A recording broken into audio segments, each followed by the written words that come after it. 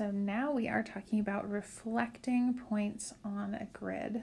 So let's first just kind of look at some vocabulary that we're going to be seeing. So 2 points are reflections of each other if the x-axis or y-axis forms a line of symmetry for the 2 points.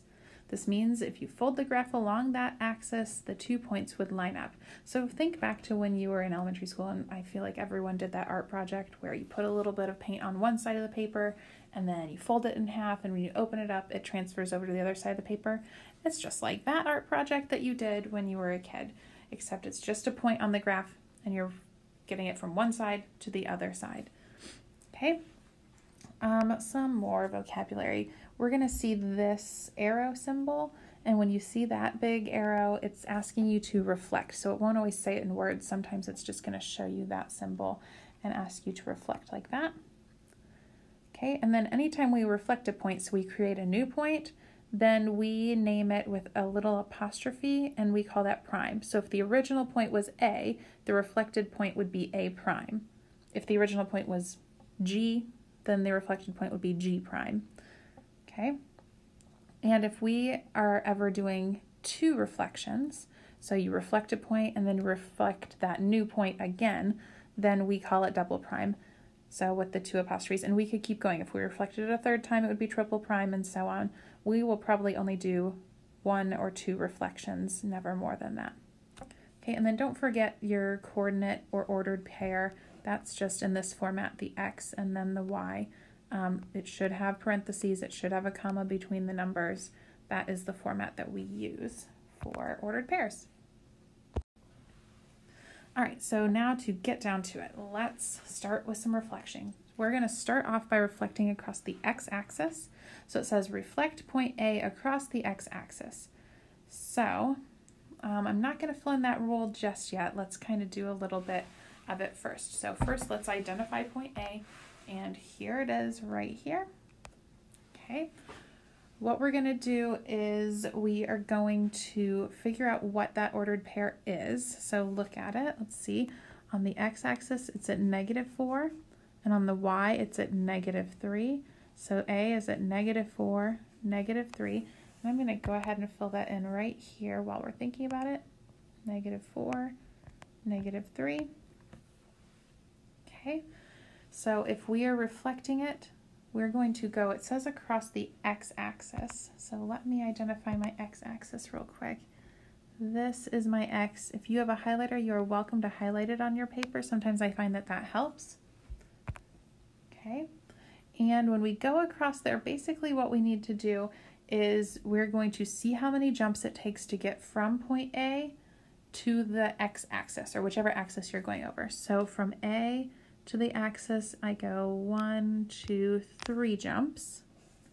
Okay, and then I need to do the same thing now over the x-axis. So it took me 3 jumps to get to the axis. Now I'm going to go 1, 2, 3 jumps to get up here to our new point. So if we were to fold that paper in half, those should line up perfectly. So now let's look and see if we can identify what the ordered pair of our new point is, which is called A prime. Remember, put that little apostrophe there so I know that that's the reflected point. A is the original point, and A prime is the reflected point.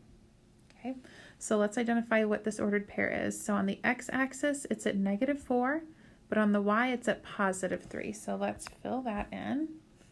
It is at -4, +3.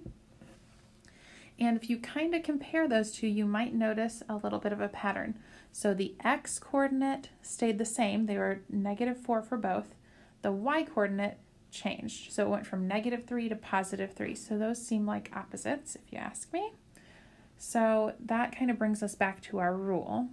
It says if you're reflecting across the x-axis, the x coordinate stays the same, and you take the opposite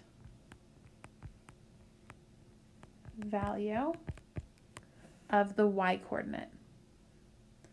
So again, if we look, we went across the x and the x stayed the same, the y changed. The y changed to the opposite. that rule is true always. So anytime we go across the x-axis, the x stays the same, the y changes. Okay, let's go to the next one. And let's see, now we're going to reflect across the y-axis. So we can see point W is on here. Let's identify point W. Here it is. Let's go ahead and find out what the ordered pair for W is. So on the x is at +6, the y is at -2. So I'm going to fill that in down here, +6, -2. Okay, and we're going across the y. So let's identify our y. Let's go ahead and highlight it so I know where I'm going to reflect over. Okay, and now let's go ahead and do those jumps. Remember, we're going to jump across the axis that we just highlighted. So I'm going to see how many jumps it takes to get to it. So 1, 2, 3, 4, 5, 6 jumps to get there. I'm going to do the same thing, but I'm going to keep going across, so another 6 jumps. 1, 2, 3, 4, 5, 6. And there is our new point. Remember, it was W for the original, so we're going to call this W prime for our new reflected point. And let's go ahead and figure out what ordered pair we're at now. So for W prime, looks like it is at -6 on the x and -2 on the y. So let's fill that in. -6, -2. And you can see if we compare W to W prime, it looks like the y this time stayed the same, -2 and -2, and the x changed. So it went from a +6 to a -6. So you can see that it went to the opposite ordered pair. So that kind of brings us back to our rule again. So if we look up at the top, it says if you are reflecting across the y-axis, the y-coordinate stays the same, and you take the opposite value of the x-coordinate. Okay, so if you go across the y stays the same, the x changes, and remember it's always just changing the sign, it's the opposite value. Okay, so this time we are reflecting across both axes. So it says we're going to reflect point G, 5, 3, across the x-axis and then across the y-axis. Well, I am going to reflect point G, but when I look over at point G, it's not at 5, 3, so let's just fix that real quick. So what is the ordered pair for G? It looks like it is 3 on the x and 2 on the y. So let's just cross that little guy out and call it 3, 2. And we'll write it down here as well, 3, 2. Okay, and we are going to reflect it first across the x-axis. So remember, that's what this symbol is telling us to do, is to reflect, and we're going to find point G prime. So we can graph it on here, which we will do. We could just count how many hops away it is, but let's start by trying to use our rule and then see if it really matches. So for G prime, if I'm going across the x-axis, remember our rule said if you go across the x stays the same and the y changes. So if the x stays the same, it's still at +3, and then the y is going to change to the opposite. So it was +2, so now it's -2. And let's go ahead and see if that ends up being correct. So we're going across the x, so here's our x-axis. And let's do our little hops. So 1, 2 to get to the x, 1, 2 across, puts us right here for G prime. And if I look at the ordered pair, it is at +3, -2, +3, -2. So our rule worked for that one. Awesome. Now it says we're going to go across the y-axis. So across the y-axis, here is our y-axis right here. And when I am going to reflect across the y, I'm actually going to take G prime and reflect it across the y. That's why this arrow is coming from the G prime, reflecting to give us the G double prime. So same idea, I could just go ahead and do my little jumps across, but why don't we see if our rule works for this? So the rule said if we go across the y-axis, the y stays the same and the x changes. So if the x is going to change. It's positive 3, so it would change to negative 3, the opposite. And the y stays the same, so it's negative 2. It's going to stay negative 2. And now let's go ahead and do our jumps and see if that is where it ends up. So 1, 2, 3 to get to the axis. 1, 2, 3 across.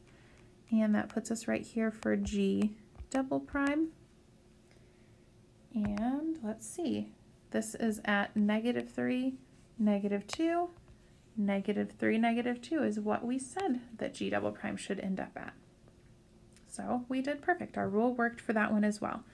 So if you look down a little bit below, you can see there's a rule for when you're reflecting it twice. So if you ever go across both axes, there is a rule for that. If you reflect across both, the x and the y are both going to change. So basically we have, if you go across, here I'll give you a new one. If you go across the x-axis, the y changes. Okay, if you go across the y, the x changes. If you go across both, then both change. And remember, when I say change, I mean that they are turning into the opposite. So really just the sign is changing for those.